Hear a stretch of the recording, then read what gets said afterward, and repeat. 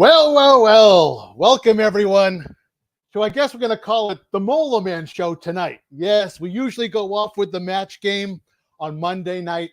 But as you all know, I was on vacation this week, and I'm coming off vacation tonight. I just wanted to keep it easy and simple for myself this week.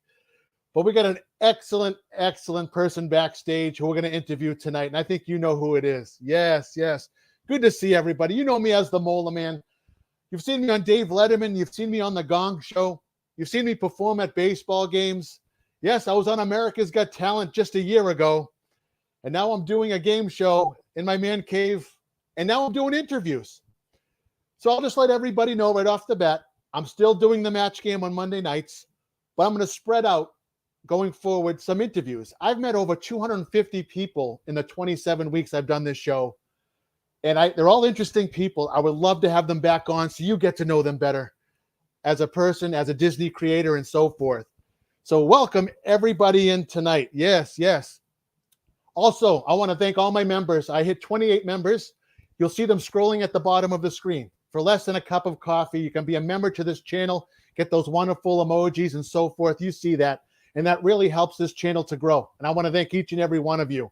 Also those who like and also those who subscribe to this channel. I appreciate you guys very much as we continue to grow. And I love you all, man. A week off seems like so long. It really does. I love being in front of the screen with you guys. It's a good time. Also, you can check me out on Instagram, Anthony_Molarman. And I just started up a new Facebook group. Yes, a new Facebook group. It's in the description above as well. Just type in Anthony the Molar Man. You'll see my Facebook group. It's free to join. And I put a lot of fun stuff there, including my music. In fact, I'm going to give you a little something to begin my show. How about a little bit of zippity-doo-dah? Ready?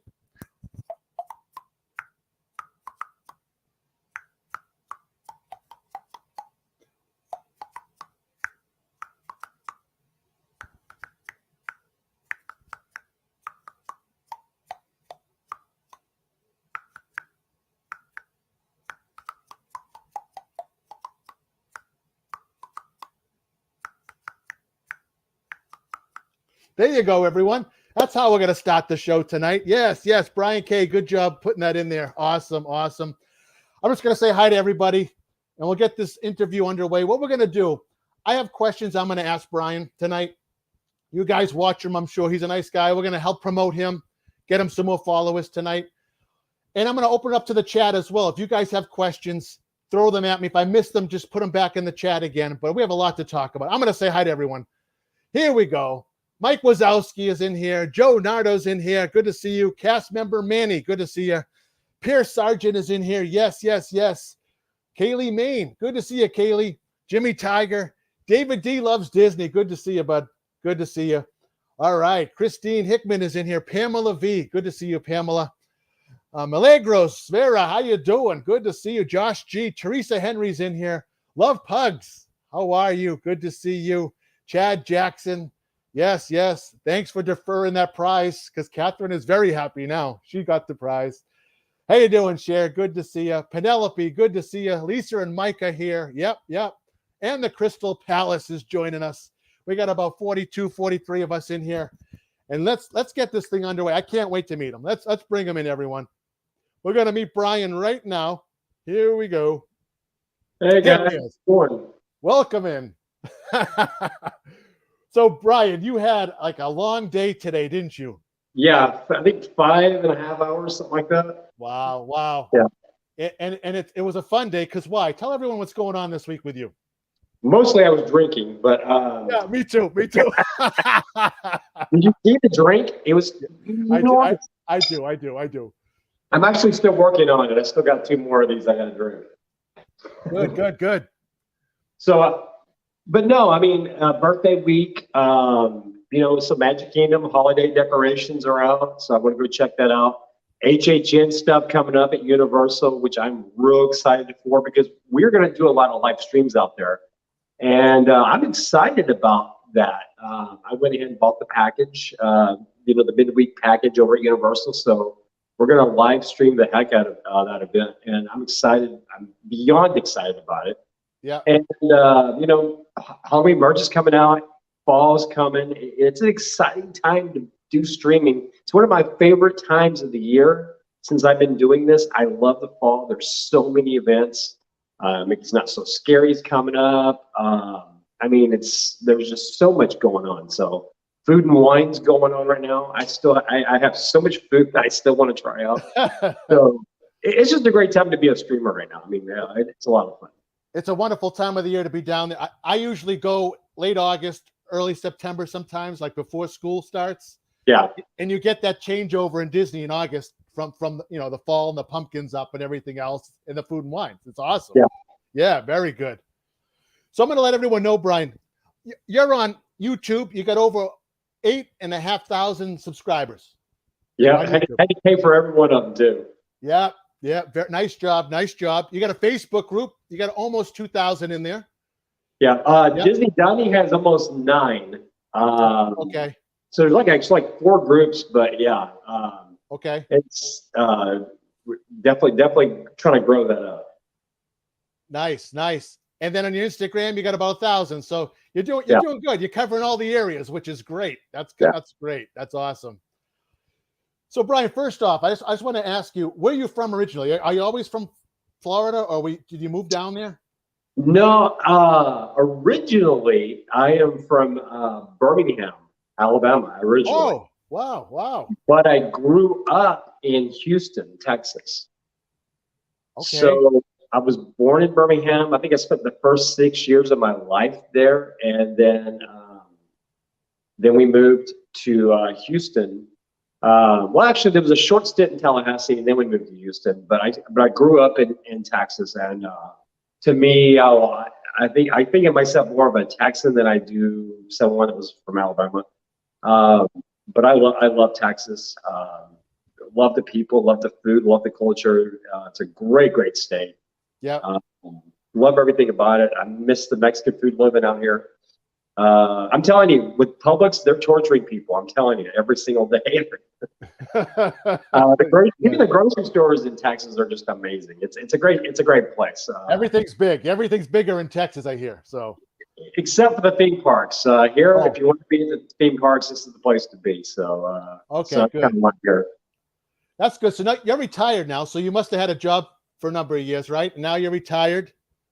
Yeah, I did IT for 30-something years. I started off in manufacturing right at the beginning of the PC market where it first got started. I mean, there was a time where nobody had PCs. There weren't smartphones. The internet was, you had to be at a college campus to see the internet. And the internet was nothing like it is today.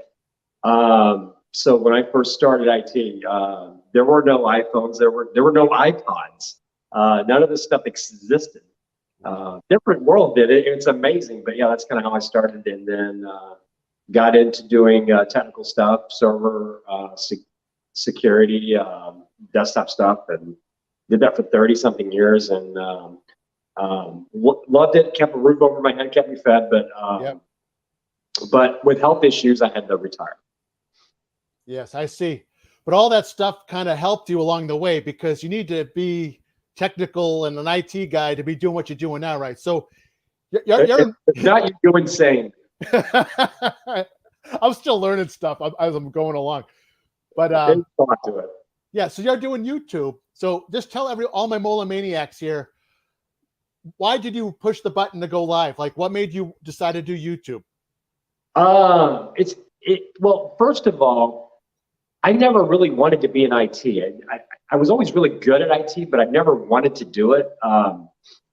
My first love was always broadcasting. When I was in college, I had a college radio station. I used to play rock and roll weeknights and Saturdays, 6 to 10, hard rock. So that was my passion. I wanted to be a play-by-play announcer for the Rockets in Houston, and I actually had a public address announcing job. This is something I've actually never talked about.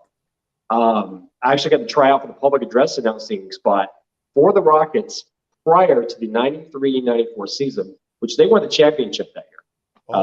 With one of those guys. So had I got that, I would have been at the scores table doing those games, those home games, and everybody on the team I would have got a championship ring.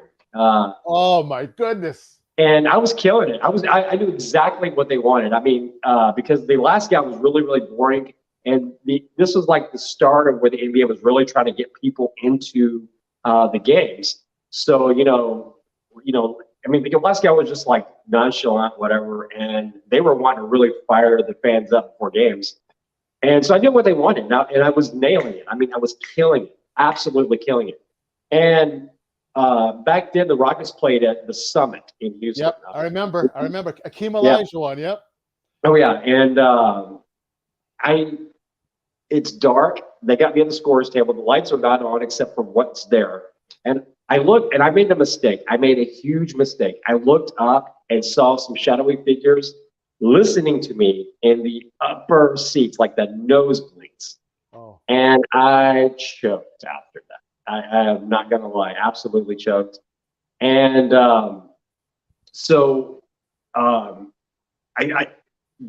gave me the lineup for the Detroit Pistons. All I had to do was read the Detroit Pistons. I watched these guys growing up.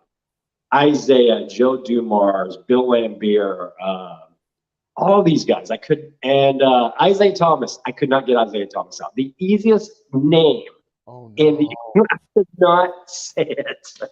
It's different when you're doing it like in person, and oh my. Yeah.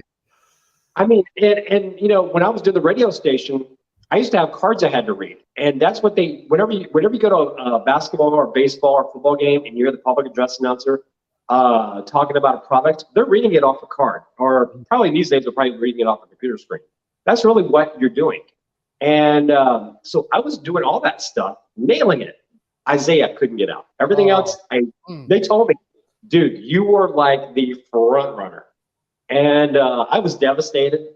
And because in broadcasting, they want you to work for free, and they want you to work like a dog for, until you gain experience, until you get to the point where they're ready to take a shot on you. This would have put me right there. So I was devastated after it happened. So to answer your original question, I'm sorry to get into that big story, but to answer your original question, I think you have to understand that. And YouTube gives me that broadcast feel that I've always craved and wanted, and I think that's why I love it so much. There you go. That's great. That's great.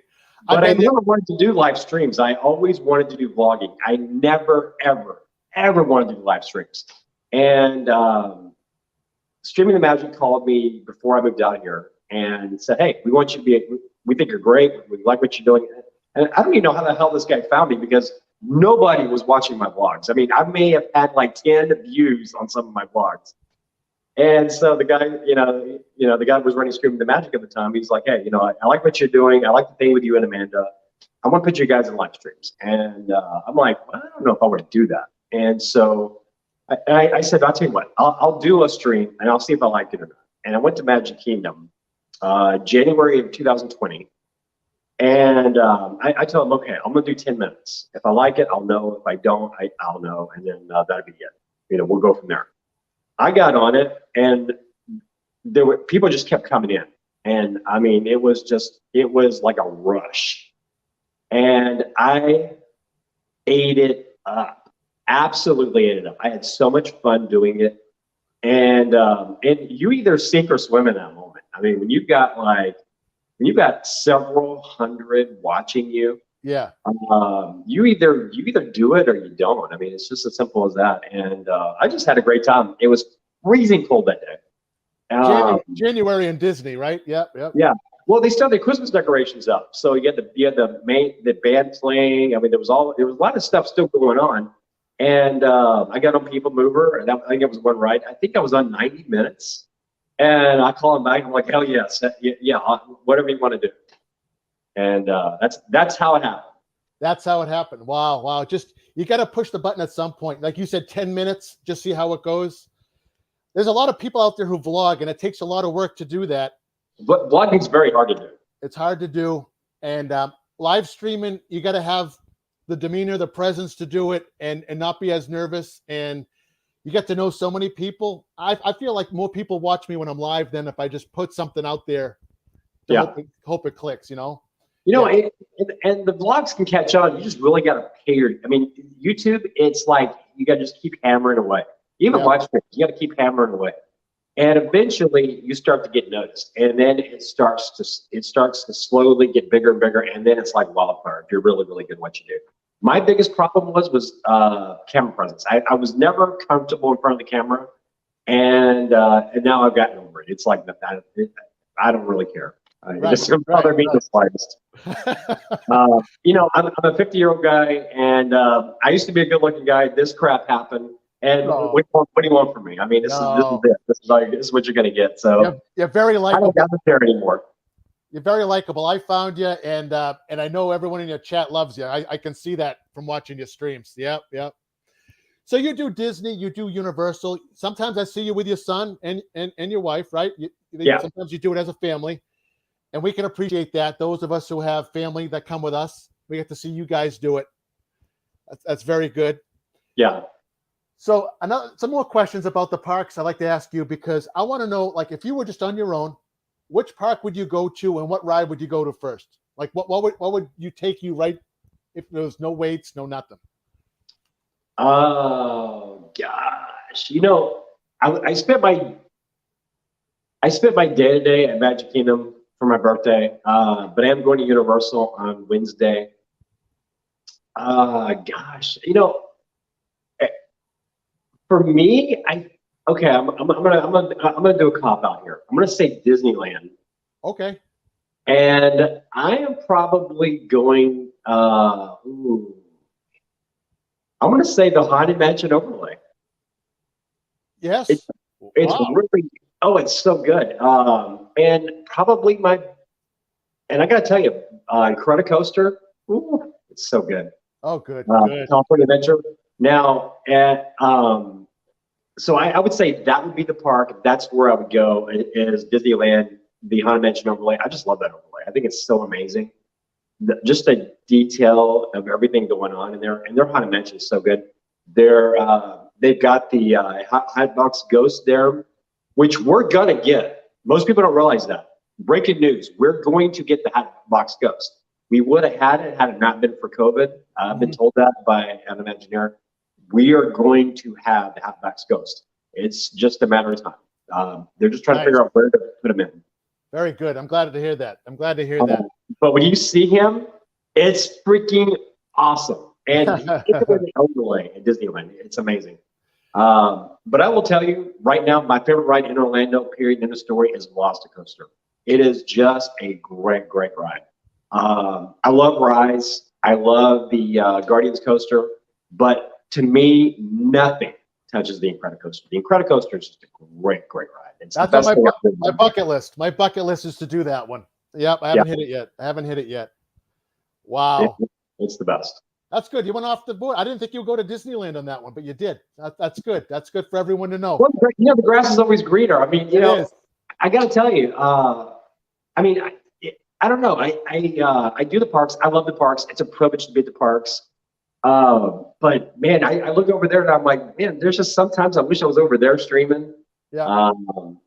I want to get back this year. I really, really do. Here, the irony of all that is I would never live in California. You could not pay me to live in California. But man, if we could just pick that park up and put it somewhere else. I know. We all know it. We all know it. There's better things out there that we could use here. Yeah, exactly. This doesn't upset anybody from LA, but I hate LA. I can't stand LA. Oh my god! But I love that park. Yeah.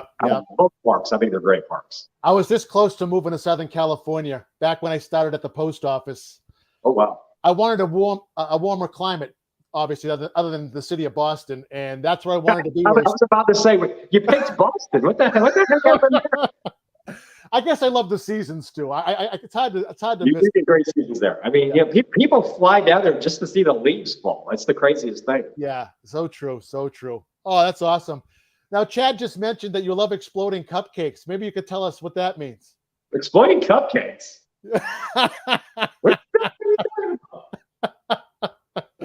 Oh, Chad brought it up. I will tell you a funny story, though. I bought the Dole Whip cupcake at the Contemporary. And I didn't need an stream. I actually forgot about it because I've even had a drink that had so much alcohol. I had 6 shots in this drink. I actually forgot about the cupcake.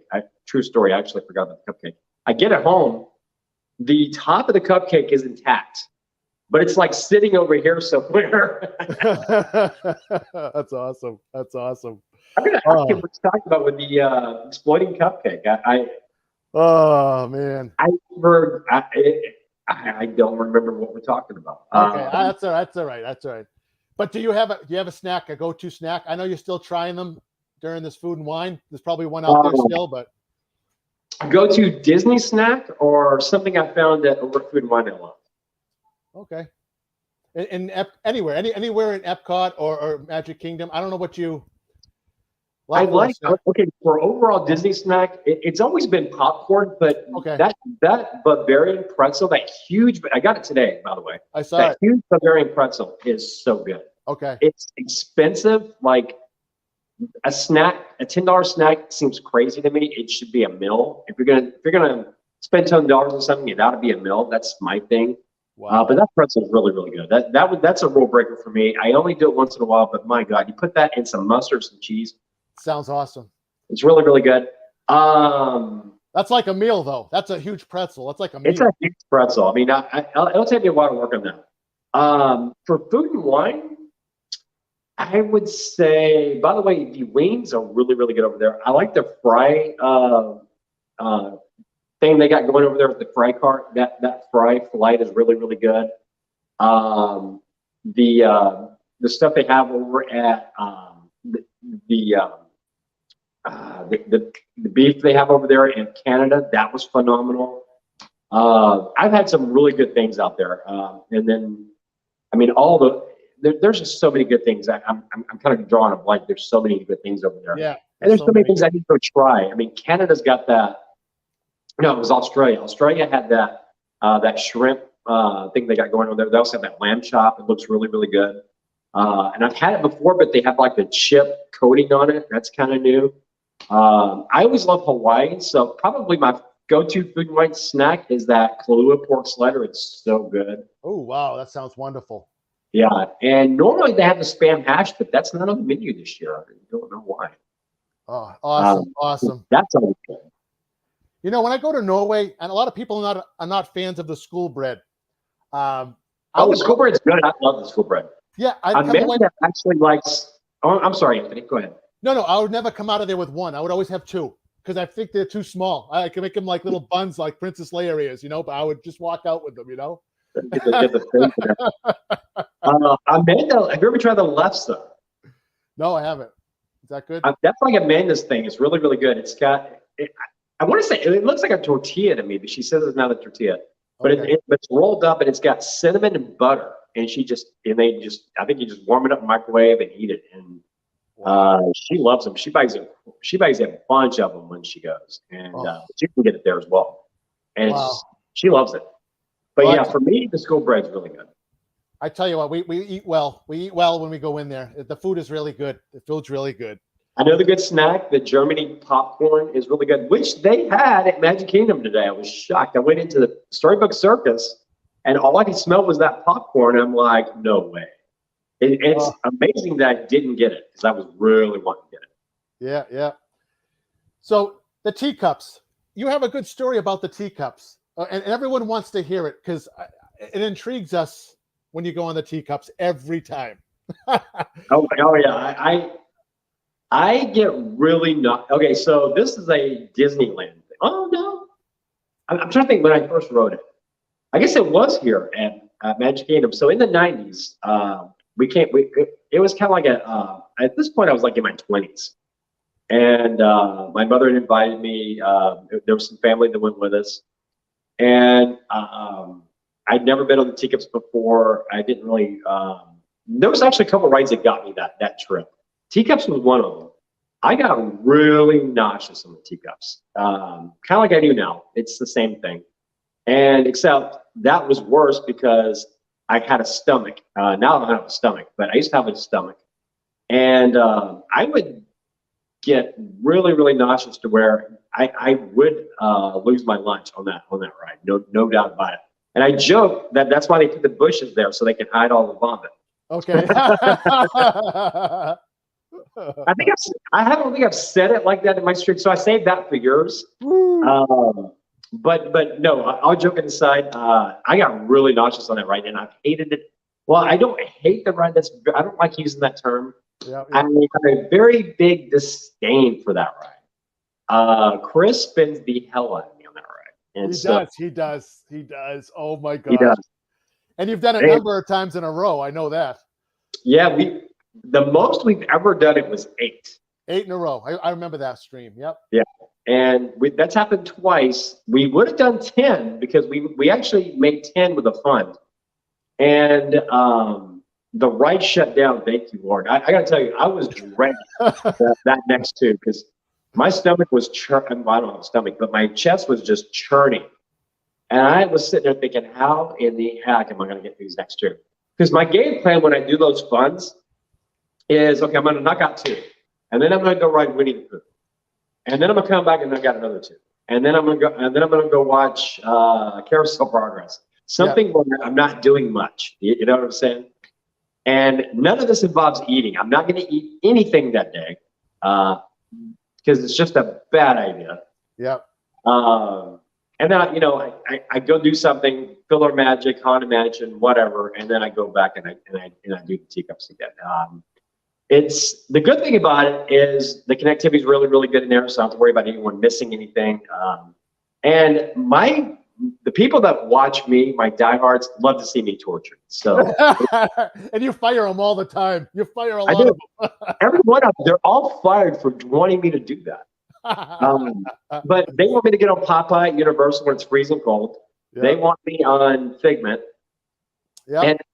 And let's clarify something here. I don't hate Figment. I just see that guy at the end that, because what's that guy's name? Channing. I forget what his name is. Nigel Channing, I think is his name. Okay, yeah.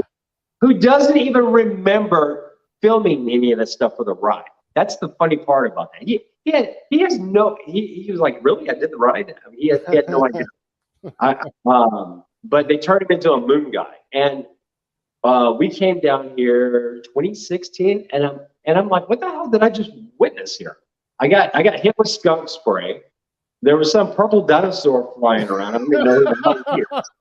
And then you show me a moon. This was like a bad party in college. It was. We love it. We love it. And I got to tell you, it is one of my biggest regrets was mentioning it on stream, because the second I did that, they pounced, and now I've got to write it every time I go to Epcot. Oh man, Pierce said it's a dragon, Brian, a dragon. Dinosaur, dragon, potatoes, whatever. Yeah. So Brian, you did the teacups 8 times, okay? Do you know how many times I did the Tower of Terror? You must know by now. Oh, I have a good story about that. But, how many times have you done that? 200 times in 13 days. Wow. So back in 1999, that's me, the 3rd guy in holding the 0. That's impressive. Yeah, that is very, very impressive. So Oh, I'm sorry. Go ahead. No, that's back when they didn't let us wait in line. It was like it dropped once. They let us go back around, go up a private elevator up to the main level, and keep doing it 16 times a day for the 13. That's crazy. So the first time I rode that, first time I came to Disney World, or I guess it was like the second time I came to Disney World was when I rode that. And I'm in my 20s. I'm all about. I'm a typical 20-year-old guy. I'm more into, the ladies at that point. I'm more, I'm all about my interest. And I'm like oblivious to anything else. Politics, whatever, I could care less. And I knew what the Twilight Zone, I knew what Twilight Zone was. I didn't know what the ride was. I didn't know what it was going to entail. I had no clue what I was getting myself into. I didn't know there was going to be a drop on this thing. Oh, no. And I'm getting on this ride, and we're with family, but there was a girl that was with us, and I kind of liked the girl, and so me and her are riding it, and so I get on, we get on the ride, and they had to have the seatbelts back there.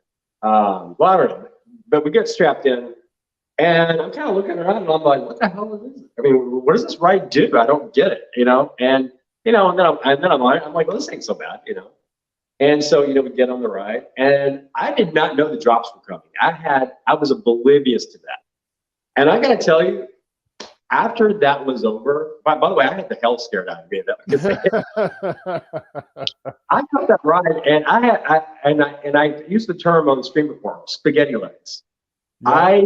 I was like struggling to walk after that because I was in such shock. That's awesome.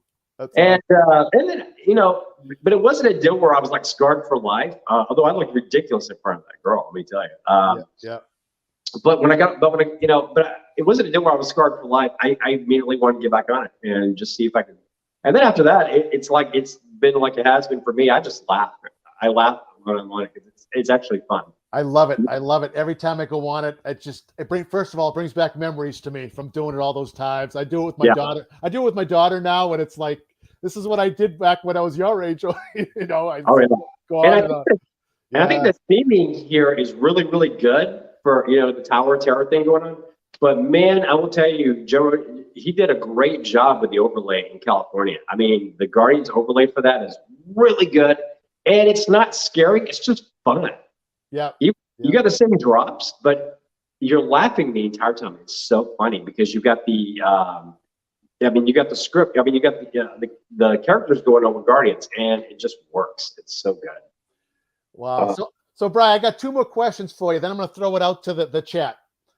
Okay. So a lot of my chat I'm friends with, I know who they are, and they're all trying to start up YouTubing, do their own streams. We all started somewhere, you know what I mean, and worked our way up. You have any advice for them? Some people are not near Disney, so they have to do stuff from home. So do they be unique and different, or what should they try to do? I will tell you, it's very, very hard. When I started the channel, the first year was in Houston. So we bought annual passes and we drove it. And like anytime new merch came out, we drove down to Disney. This isn't a joke. I'm dead serious. We would take that 16-hour drive and we'd drive to Disney. And I would take GoPros, I would take cameras, and I would just get as much footage as I can. I will tell you something though. If you want to get mileage out of your stuff, film hotel reviews. There's a million POVs for Splash and Haunted Mansion and all this other stuff. That's not going to help people plan their trip. People are really watching stuff that helps them plan their trip. So any kind of content you can put on your channel that does that. Oh, wow. I think you're golden. I think that's a big thing there. The other thing is your first stuff is going to be crap.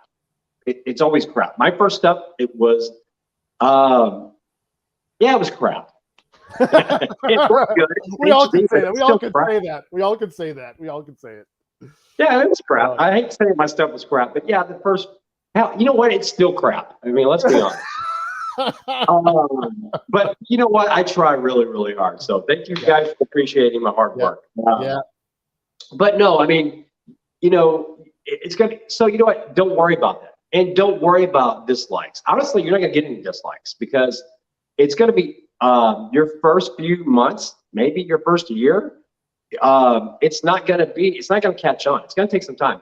But you may do something like that first year. I went to SeaWorld and rode Tigris. Tigris is an amazing coaster. I think it's my best video as far as a POV. By far my best because I filmed it with a 360 camera and I'm going through an inversion really, really slow at the top. And the horizon doesn't flip. The ride vehicle does. With a GoPro, the horizon flips. So it's a really cool video.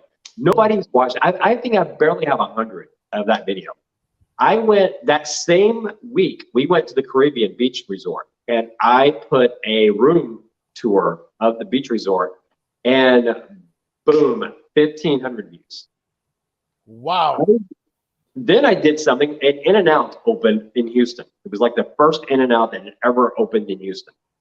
I got 2,000 views from that.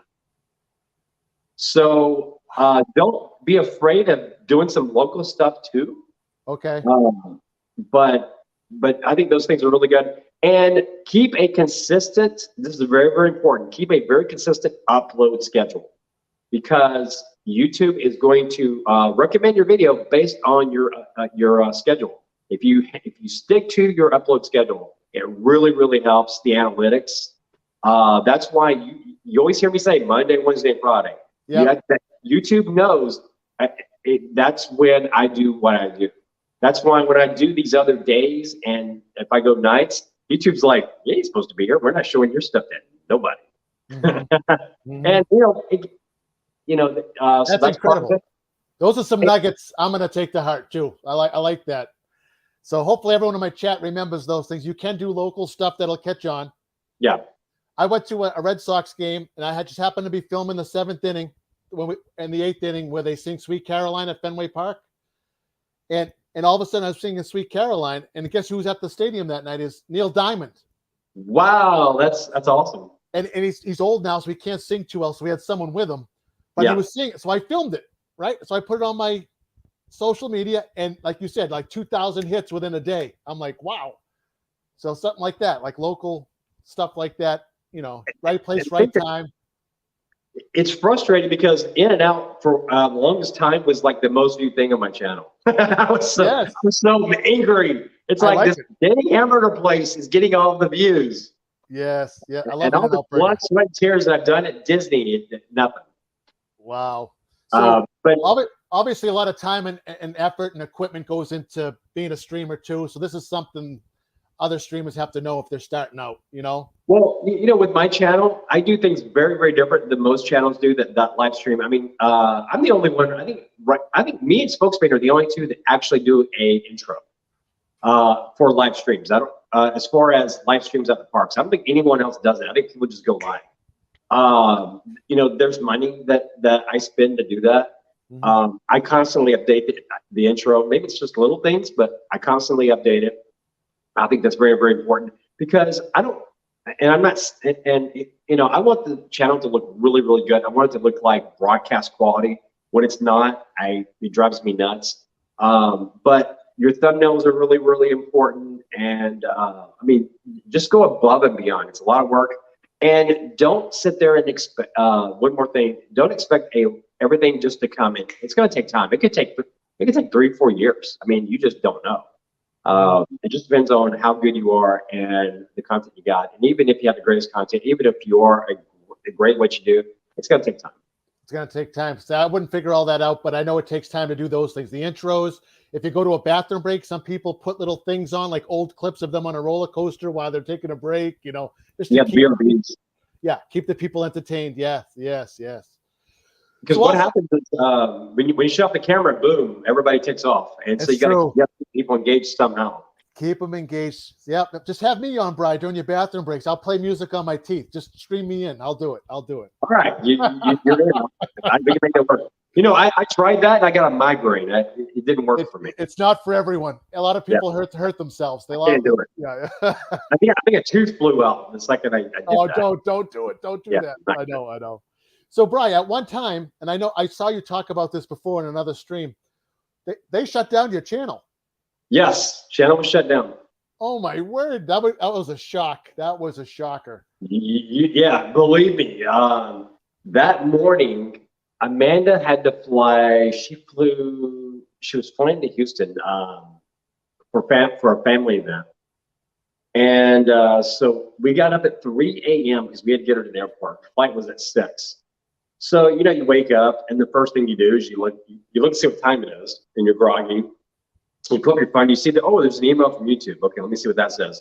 Oh, we decided to shut down your channel. What? Wow. That was my morning. And I will tell you, there is nothing, especially when you put 3 years into it and you don't have any of your content, and it's just gone. Wow.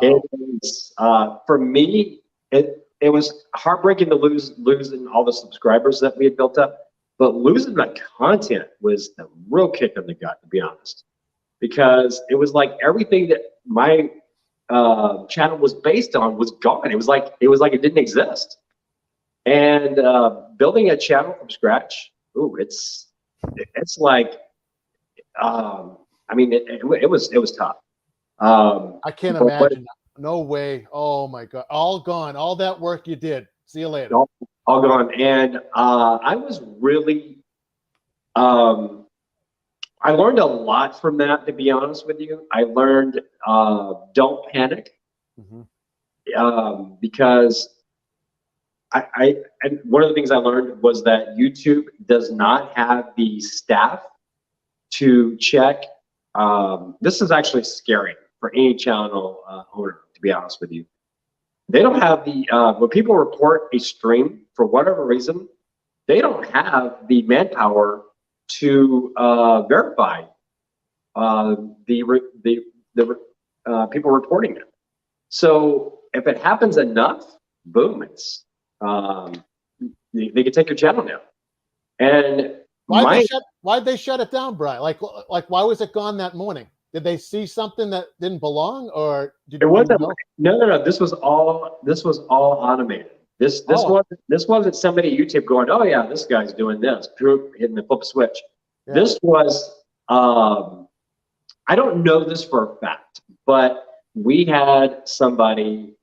Well, let me just say this: we had somebody that that is not a friend of the channel report me religiously every single day. And they don't report the channel; they report the stream. That's how it works. Okay. Fair. I get it. Do it enough, and they get enough people maybe to jump in with them and do it, or they create enough accounts, they can take down your channel. Wow. That's why I'm hoping my game show doesn't get canceled. I'm hoping my game show doesn't get canceled. I will tell you, there's some crazy people out there, and I would have never guessed this person. I know exactly who did it. That's the funny thing. So but people in the community were freaking out because they were thinking it was copyright stuff. What's copyright? Because it Disney, you can't live stream at Disney or Universal and not hit something that was copyright. You just can't do it. I don't think I've ever had a stream at Disney where I didn't get a copyright notice of some kind. You know, it does. You know, but you got to be very, very careful with that stuff. But yeah, that's what it was. And the thing that saved me, there is a, and I forget, I know it's in my Twitter, but there's a Twitter handle for, I think it's Team YouTube. And I told them to take a look at it. And they looked at it. It took like 48 hours. Okay. But they looked at it, they go, okay, this is obviously a mistake. We apologize. Please accept our apology. Your channel's back up. Wow. But I was already preparing what to do next. And I will tell you, here's the scary thing. They tell you you cannot create another YouTube channel. I did it anyway. And I will tell you, there's just not an alternative. There is no alternative for YouTube. There really isn't. I mean, you can use Facebook, but the problem is your content just gets lost out there. There's no organization to it. There's no playlist you can create. You throw something out there, it's out there, and people may see it again, they may not. I mean, it's not something they can go and snap back and find easily. It's really insane. You really have to be on YouTube if you want to do this. Yeah, I mean, there's TikTok, there's stuff like that, but for what we do, YouTube is really it. You had to dig down and do some research and figure out quickly, how do I get this back before no one believes you or understands the situation. You have to you have to do it. That's it. I mean, you know, it was a time thing. I just had to calm down. That was the biggest thing. Because part of me wanted to beat someone's, you know, backside. The other part of me wanted to, you know, was just like, you know what, screw this. This isn't worth it. I'm just going to walk away. But then I thought, oh, hell no, I'm not going to let this person do that to me. And, you know, there's a little bit of, I always call it the Michael Jordan mentality where, hell no, I'm not going to let that happen to me. And then you go back, you fight for your channel, and man, you know, that's what we did. But I never, here's the cool thing about it. I never missed a live stream because of it. Because 2 days it took you to get it back, right? So you still continue to schedule. That's incredible. Well, I forget exactly the date. I forget how everything broke down, but I think it was a Friday that I didn't have it. and I had to scramble to go live on Facebook. And then I did a Monday stream on YouTube, but it was a backup YouTube channel. So there was a lot of people that knew what happened, but there was a ton of people that had no idea. So my views were not quite as big. YouTube was not recommended to me at that point. But I still streamed, and then that afternoon is when I got the channel back. Okay. So they did most of the research over the weekend, looking at everything. Wow. See, I see a lot of your mods in my chat right now that I know, and they're all saying they remember those very. Chad remembers it. Pierce remembers it. Yep. They all remember. Yep. But I was going to keep going. I didn't know what it was going to take to get back there, but I was going to keep doing it. But getting the channel back and seeing all the videos, and then seeing the all the subscribers and everything, it was like, oh, it's so much easier not to have to start over. But I would have done it. Yeah. But thank God I didn't have to. So now I'm going to open it up to my chat. They're already asking questions, Brian. So here you go. I'm going to put it on the screen for you. Okay. What's next for you, Brian? What's on your bucket list now? What's on my bucket list? I want to get media. I am frustrated right now because YouTube's not recommending us for like they were. In 2020, we were getting recommended like crazy. We were getting a lot of views from people that were not subscribers. I want to get to 10K. I want to get to 12K. I want to get to 13K. I want to get beyond that. I'm not going to be with these channels that pays for the view or pays for that stuff, but I do want to do it honestly. I want to do it the right way, and I want to get universal media. It is very, very big. I'm actually working on trying to build a community outside of Facebook where all of our fans can go, hang out, have a chat room. Really something that I can control, which I can't control Facebook. So that's something that I'm looking at. But it's all to get media universal. I want to be able to film the houses of the HHN. That is, for me, that is a big one. If I can get Disney, that'd be great. But I would like to get to a point where I don't want them telling me what I can and can't say. I know that sounds crazy. Yep. But I'm gonna have to get to a point where the channel is very, very large, where that doesn't happen, where they kind of need you a little bit, but you're gonna get really, really big to you get to that point. Yeah. I don't want anyone telling me I got to do this and this, or say this and this, because that's crap. I want to tell you guys, look, if this is crap, I'm going to tell you, hey, this is not a good deal. I want to be able to do that. Awesome. So for me, that's kind of where I want the channel to go. But here's the thing. I'm not a young guy, so I can't do this forever. I think I've got a 9-year window.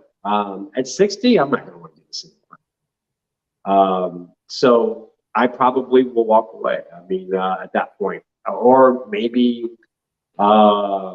if Chris ever wants to run the channel, I may be like, well, here you go. I may keep the channel going and be like, have a streaming the magic format where we bring streamers in, or we bring YouTubers in and say, hey, go live stream Disney World. You can stream to our following. I don't know if I'll ever shut the channel down, but I think I've got a 9-year window doing this. Summers for me are very difficult to do. Yeah. Just with my health and everything.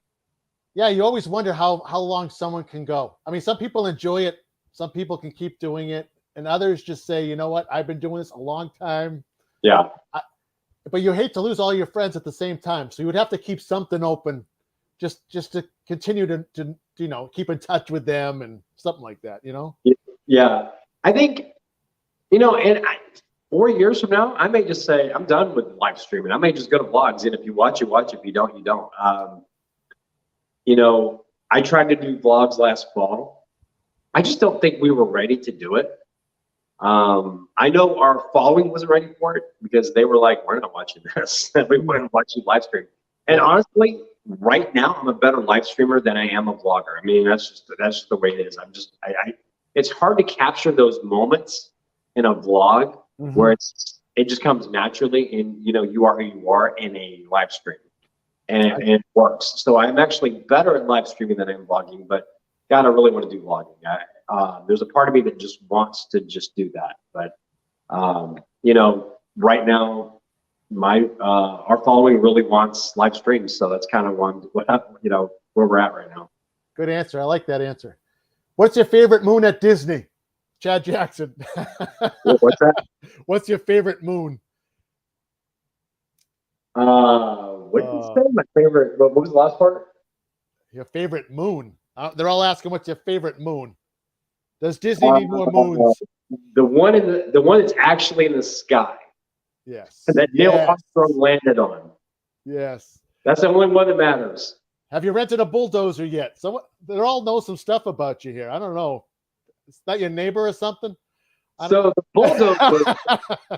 bulldozer is an inside joke. I always say I'm going to rent a bulldozer, and you know, whenever Disney is ready to get rid of the teacups, I'm going to get a bulldozer, and I will volunteer. I will not charge them any labor, and I will mow that sucker down for them. Yep. Free of charge. Yep. Javier wants to know what's your favorite park and why. We kind of talked a little bit earlier, but I don't think he told us your favorite park other than Disneyland. But I think Disneyland is my favorite park because of Walt. You really feel Walt in that park. You walk in. I mean, there's pictures of Walt sitting on you know, the park benches. The park benches, as you walk in, it's the first thing you see. You know, you got the apartment over the fire station. You can just feel Walt in that park, and it's got such a cozy feel to it that Magic Kingdom doesn't have.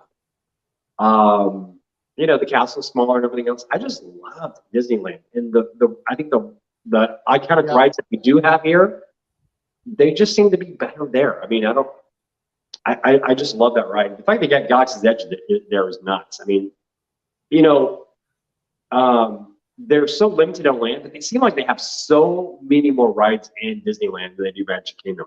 Magic Kingdom here would probably be my favorite park, and I would probably say Islands of Adventure might be my second favorite. I love Animal Kingdom. I think Animal Kingdom needs more attractions than it has. it does. It does.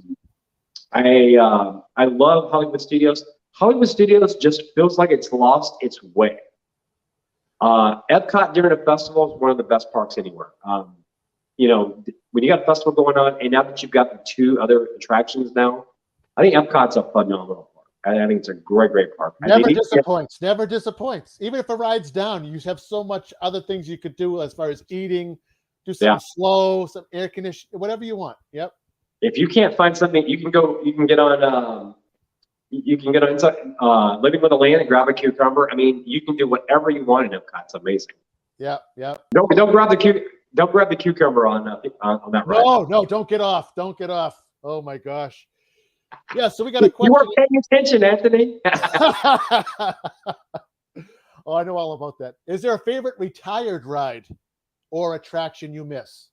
Because they did take some things away, and there's some I know I miss, but I wish they were still there or incorporate somehow.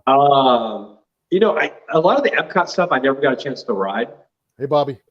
And there's a lot of good ones there. I think I would love to, but to answer the question, I would say great movie ride. Yeah, me For too. me, the great movie ride was what Hollywood Studios was all about. I mean, it was Hollywood Studios is supposed to be about Hollywood, the classic era movies, you know, all of that. And now it's like a Star Wars, Muppets, Pixar park. And you know, I miss old Hollywood Studios so much. I think I would love Galaxy's Edge more if it had the original trilogy. You know, if it was about the original trilogy instead of this Disney stuff that they created. You know, wouldn't it be cool to see Darth Vader and Stormtroopers going through Galaxy's Edge? Oh my God, that would be amazing. Wow. I'm not a Kylo Ren fan. I think he's kind of I think he's got, you know, some Han Solo issues, daddy issues. I don't take him seriously, but Darth, you know, that is a Sith. Yes. Yes. You know, but classic ride at Disney would probably be Great Movie Ride, and a good backup would be Mr. Toad's Wild Ride. Honestly, I really wish we had that ride. Mr. Toad, yeah.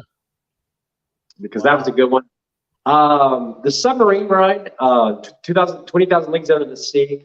I bid on that, but I bid on it at Disneyland as Nemo. And I don't know, Florida heat and one of those submarines would really be brutal. I don't know if I can do it. Right. Oh, wow. Yes. My Oh, goodness. you know what I wish they had? And well, you ever see the old videos of the old Skyliner, the bucket Skyliner going over Magic Kingdom? Yep. Oh man, I wish they had those. Yep. I kind of still wish they had those. That's awesome. I get why they got rid of them though. Ooh, I missed the Great Movie Ride. I really do. It's too bad. I think they had to do with Turner Classics, right? And didn't Disney drop them, and they had to lose all that stuff, which was horrible. I mean, I love that. Even the Maelstrom, for instance, too. It's it's still similar, the track and everything, but I don't know. But you know what you could have done with the Great Movie Ride? You could have paired it with your IPs. I think that would have been really cool. I mean, did they bought Star Wars way before they got rid of that ride. So they could have really done some things with that ride and incorporated some of those things. And let's not forget, Disney's been around a long time too, and they own a lot of classic movie studios. And there's a lot of classic stuff with 20th Century, Touchstone Films which Disney owns. Think about it. Tombstone was a Touchstone film, with with Kurt Russell's Wyatt Earp and Bob Kilmer as Doc Holliday, one of my all-time favorite westerns. They could have thrown that in there. So they could have done a ride with their IPs and made that work. Where'd all that stuff go, do you think? Like Munchkin Land and Singing in the Rain. Do you think they went to some museum somewhere, or? I bet you I think some stuff does go to Walt Disney World, or I should say Walt Disney Archives, but I bet you a lot of stuff got repurposed. But you know what I really wish we had here? I wish we had an Indiana Jones attraction. Not a show, but an attraction. Ooh. Man, I wish we had that. I always said Indiana Jones Land would be amazing. I don't know how you would do that, but I would love to find out. Yeah, that'd be cool. That's what Imagineers are for. Imagineers are for that stuff. They're good. They're really, really good. I will tell you, though, if Disney would ever open up the budgets a lot more and let the Imagineers have a lot more fun, I will tell you, Imagineers have a lot more fun in Tokyo and China and than they do in the domestic parks because they have more deep budgets to work with. Ooh. And the stuff that's over there overseas is amazing. Blows away what we're seeing here, and they get it done on a quicker time. I see. Wow, that's interesting to know. Wow. Well, Brian, this is what we're going to do. All right, I'm going to play a little game here to conclude our night tonight. And it's kind of how I like to play it because I'm from Boston, all right? I want to see how well you know Boston in our lingo, okay? Okay. The Northeast. So I'm going to suck at this game. I already know it. This is part of the fun. Don't worry. We have people fail epically before. Let me just see if I can bring this up here. All right. So what do you guys call a water fountain down there in Florida? A water fountain. In Boston, we call it a bubbler. A bubbler. A bubbler. Oh, wow. Bubbler. A bubbler. Like the water bubbles that we call it a bubbler. We do. Yeah. I would have never. No, that's how we say it. We call it a bubbler. That's us. What about what do you call a sandwich? I call it a sandwich. Okay. We call it a grinder. A grind. Now I have heard that one. Okay, see, a grinder. But a grinder always has a lot of meat on it. There's a lot of meat on a grinder. A lot of meat. Yes. Yep. And when we go to the liquor store here in Boston, guess what we call it? The liquor store. What do you call it? We call it a packy. A what? A packy. We're going to the packy. Like You're almost going like to the packy. Okay. Like a package store. We're going to come out with a package. So it's a packy. Oh, yeah. I like that. Thing. All the Wahlbergs say that too. All Donnie Wahlberg and all those guys. I got a few of packages right here. Yeah, 2 packies right there. I know.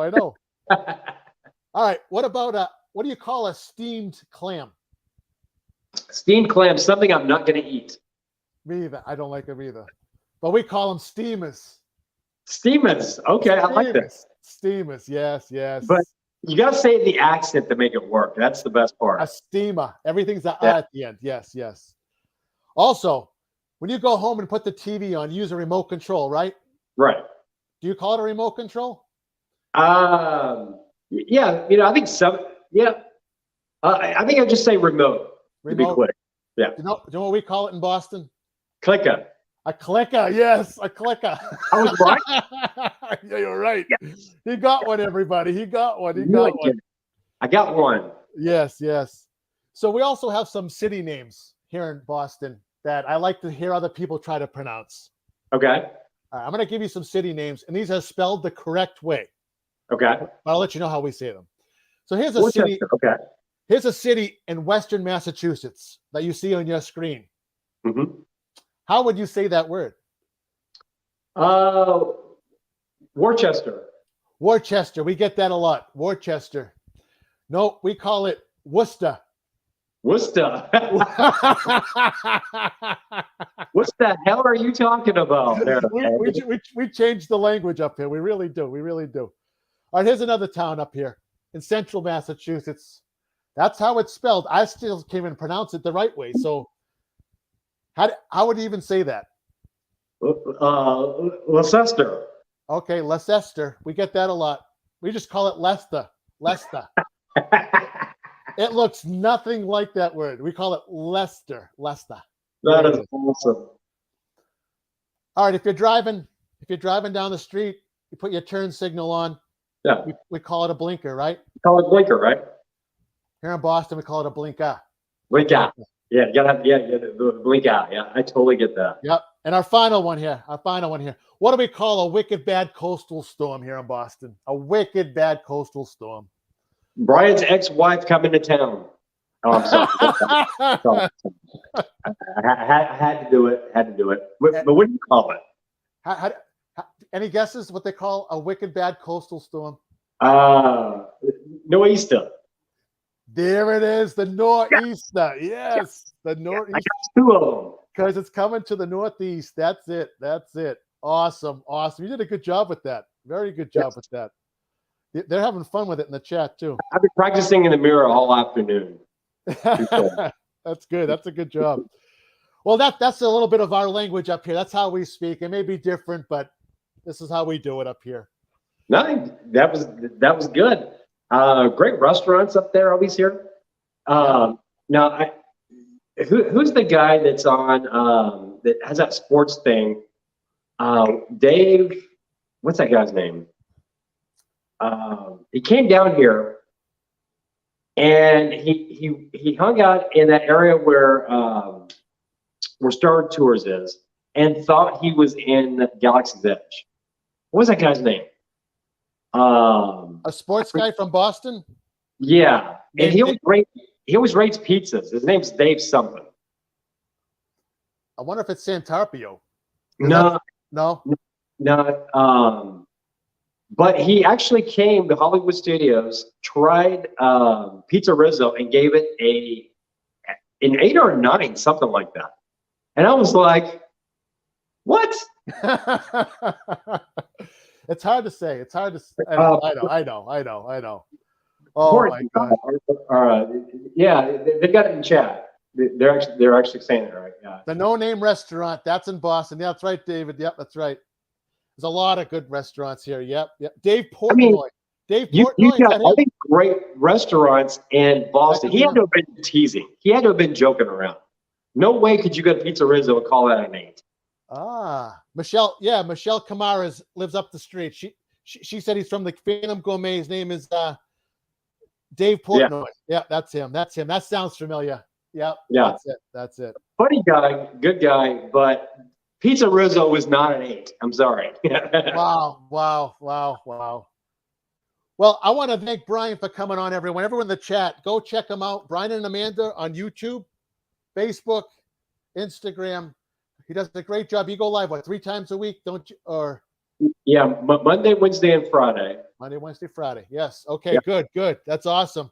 So go check him out. My mods have been putting your stuff in. Your links are all in my description above as well. Thank you guys so much. Yep. I just want to let everyone know that I am going back to the match game next Monday. So I'm officially not on vacation after the show's over. I'm back to work tomorrow. Yeah. But I have the match game next week. And just to let everyone know who's coming on, so you guys know, we got Rock and Roll DW coming on. Yes, we do. We got the hot dog guy. The hot dogs on the people movers coming on.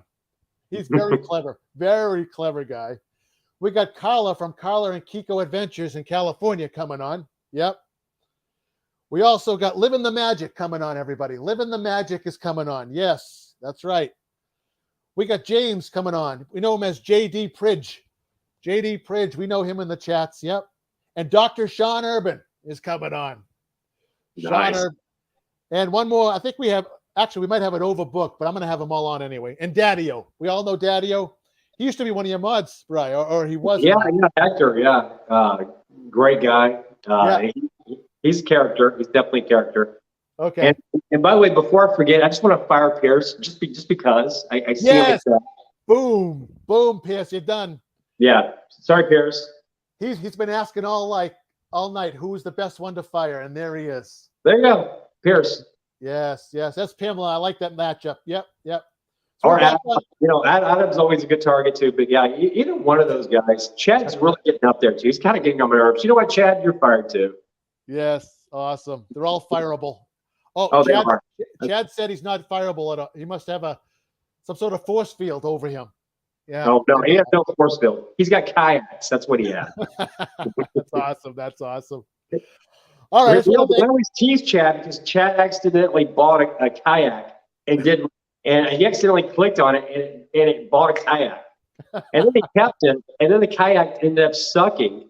And then he goes and buys another kayak. So now he's got 2 kayaks to sell. Yes. Oh my gosh. Theo, I just want to say to you, back in the early days, I would do a lot of cooking streams. That's how I got myself going. Yeah. Now that my kitchen is completely done, I redid my kitchen. It's done. It's waiting to be worked in for me to start another fire. So we'll try to do something. Theo, we'll try to do something. I think you all look forward to that, Well, that'd be great. That'll be great. Again, thank you. I just want to let everyone know, thank you for supporting Brian, great creator. Thank you for joining me on the Molar Man Show tonight. The match game every Monday night.